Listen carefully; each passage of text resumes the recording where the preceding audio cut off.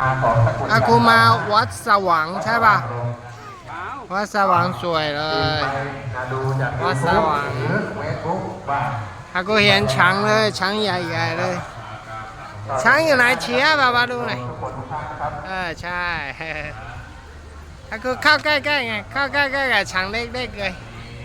เพราะว่าช้างเล็กๆเล่นกับหนูเลยไปบูชาเชิญนะครับก่อนที่หลวงพ่อจะยืม100ก่อนซื้อลอตเตอรี่ไปให้คืนรับสังฆทานไปซื้อ75